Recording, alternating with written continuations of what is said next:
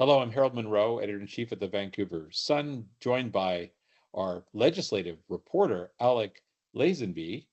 Hi, Alec. How are you doing today? Good. How are you doing, Harold? I'm good. I'm sure I'm a little more well rested than you are. This campaign that's not supposed to begin until this weekend is clearly well underway, and interesting. I think you have a few thoughts on the two big announcements by the premier these last few days. You know, we he announced that if possible, he would remove the carbon tax, subject to what Trudeau would do, and then he came out on Sunday with his program for involuntary care, expansion of involuntary care. What do you think is going on there with those two announcements? So, a couple of things. The carbon tax has been an area where he's been attacked by the Conservatives, both provincially and federally, with John Rustad and Pierre Poilievre, both attacking David Eby for being the last premier in Canada to defend the carbon tax, which they say is causing affordability challenges for people. Now, that's debatable. There's all these things about the carbon tax and how it gets rebated and, is it carbon neutral? But the general message has been that it's an affordability crunch for people at this point, and he was the last premier to defend it. And so this week, I guess, with the election coming up and with all the messaging that's going around with the federal election next year, he decided that it was no longer a defensible policy. He talked about the political consensus that we've had in the province around the tax. It was originally brought in 2008 by the BC Liberals, actually rejected by the NDP during the 2009 election before they ultimately accepted it. But he talked about that political consensus being broken and not being the time to put that kind of burden on people. So that's that area with the involuntary care. Been talking for months about issues around street disorder, people using drugs, a perceived rise in drug use and crime and all these other elements. But the last straw was there was a random stranger attack in Vancouver, and he talked about that being one of the last straws for him around involuntary care because this man had mental health issues and all of these other things, and so getting people into involuntary care is something that we've been known coming for a while. We know there was a report. He's been working with Dr. Vigo on that, but now we finally have that report, and involuntary care is coming to BC or going to be attempted to come to BC, whether it's the NDP or the Conservatives. Right. I guess you have to do a little more digging to figure out what space there is between what the NDP is proposing to do here and what John Rustad would do, and whether there's much difference between their policies at this point. And same with carbon tax. We haven't really. The premier is not talking necessarily about scrapping the tax entirely, right? He is talking about keeping it on polluters. He hasn't clearly defined for us what those would be and where the line would be, I guess. But he's not talking about eliminating it entirely.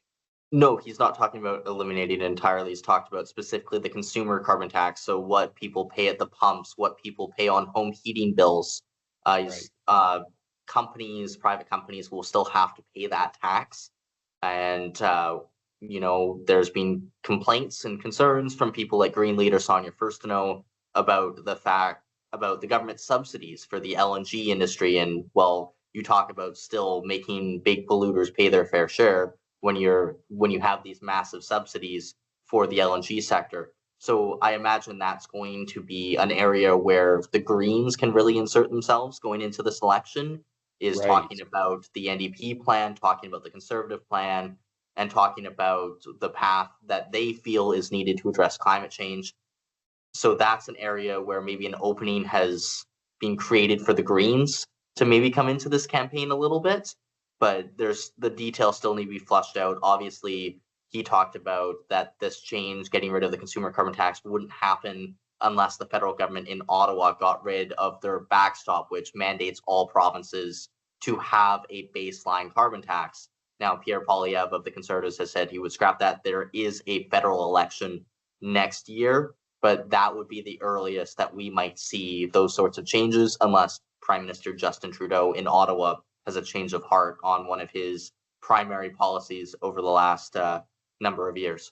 Right. Or I guess unless Eby or Rustad, whoever gets elected, go the way of the Manitoba premier and Ask deduct for the an exemption. provincial, yeah, or in the meantime, didn't in Manitoba, he reduced the provincial sales tax on fuel by that same amount to give Manitobans that For break. sure. There are And other ways that he can go about this, getting the same impact by getting rid of the cost at the pump, the cost on home heating. But in terms of the carbon tax as an actual right. policy, the earliest we would see the consumer portion of that be removed is 2025. Okay, well, as we say, the election's not officially underway, but I did get my first political flyer of the campaign, which is very excited on Friday. This one from the NDP. I don't know. I thought it was interesting that David Eby's name is emblazoned across the front of the flyer. It's slightly larger than the BC NDP. It talks about David Eby's BC NDP, and there's a large photo inside the flyer. Again, next to the headline, David Eby and the BC NDP, real action to help you. So they're certainly, it looks like they're setting this up as a David Eby campaign. I know in some years parties can emphasize the party brand over the leader in certain campaigns, but clearly they're going into this one, at least right now, seeing David Eby as a strong asset. And I think that has been the idea for a while, because we've seen in the polling that David Eby's approval numbers have consistently tracked ahead of his party's, which spells well for his personal brand. Not as well for the NDP, but parties generally tend to do better when their leader is more popular than the party. At the same time, every single poll over the last couple of years has essentially said that people might still want to vote for the NDP, might still be supportive of the NDP, but are not happy with how the key issues around housing, public safety, affordability, healthcare are being handled by the government. So really leaning on the leader's personal popularity is maybe a good move for the NDP at this point in time, when voters are dissatisfied with how the government as a whole has handled the key issues. Now, you spent some time recently with John Rustad out in Campbell River. So again, if Eby's going to present himself as the face of the party, Rustad is clearly the face of the Conservative Party because he does not have a lot of candidates with political experience, or at least not MLAs, obviously, just a few of them. So what is that going to look like for Rustad? What is he trying to do? How's he trying to position himself? I feel like Rustad at this point in time is really just trying to introduce himself to voters. He's been traveling around the province, visiting most communities across the province since he's become leader of the Conservatives last year. Now, most people still say they don't have an idea of who John Rustad is, and that will be the challenge for the party moving forward into this campaign, during the debate, during the writ period, introducing who John Rustad is, because, well, the party has benefited from that conflation among some voters' minds of the provincial Conservatives with the federal Conservatives. If they are going to be a force that can win the election, I imagine they aren't feeling like they can ride the wave of that brand alone. And so they will have to introduce Rustad to voters, differentiate themselves a little bit. Aaron Gunn, who is the North Island Powell River Conservative federal candidate, is deeply intertwined with the provincial Conservatives. He was at the Campbell River rally with Rustad on last Friday, but he was sort of standing at the back. He wasn't talking to many people. He was sort of very incognito, and that's trying to get that differentiation. You don't want the two parties don't want to see themselves being too intertwined in voters' minds, want to try to create some of that space. Right. In the same way that the BC NDP does with the federal NDP, right? They all want to keep their distance, or the Liberals before them. Exactly, and it's all about building that local provincial brand. The provincial Conservatives have no official ties to the federal Conservatives, even if many voters do think that. The provincial NDP do have official ties to the federal NDP. They're the only party in the country that, whether at a provincial or a federal level, they are linked. But there's still that separation between the provincial NDP and the federal NDP, because you get different leaders, you get different MLAs who have different policies, and voters and at the federal level or at the provincial level have different ideas of where they want their parties to go.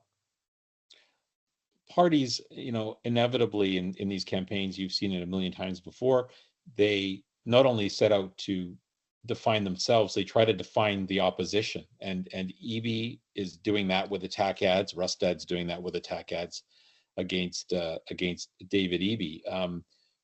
From what you're saying, with Rustad's little known, I would expect that we'll see a lot more of that from the NDP campaign, because they're trying to frame who Rustad is and what he stands for before Rustad can get his own positions out there. For sure, and that's the danger of not having Rustad be well known among voters, and not, I would say, the party needs to be doing more to bring Rustad out there, to introduce him to voters. Now, he is talking a lot to his base at these rallies, but in terms of actually getting policy out there, getting his face out there, that's what the party needs to be doing, because otherwise they run the risk of letting the NDP create the narrative about Rustad, who he is, what he wants to do. If the Conservatives aren't out there actively creating that brand or fostering that brand, then they leave themselves vulnerable to their opposition defining them. And that'll be interesting to see. Eby already very much has a defined brand. And so that might be a benefit, might be a negative for the NDP, depending on how voters see him. Rustad is much less known, and so there's still room for him to massively grow his approval ratings, or for his approval ratings to sink if the NDP can, define him, or if voters don't like what they see from him over the next few weeks. Right. Well, for our viewers, you'll have a chance to watch John Rustad on Tuesday night, and David Eby on Thursday night. We have conversations with them live streamed on our website, and Sonia Furstenau this week as well. Monday for Sonia Furstenau, Tuesday for John Rustad, Thursday for David Eby, and you can go back and rewatch the video afterwards. So if you're interested in getting some detailed answers, and some of them in their own words, you can watch our site. And when Alec and I talk next week, we'll be in the campaign, Alec, hurtling towards October 19th. So get some rest, and I'll see you next week. See you next week, Harold.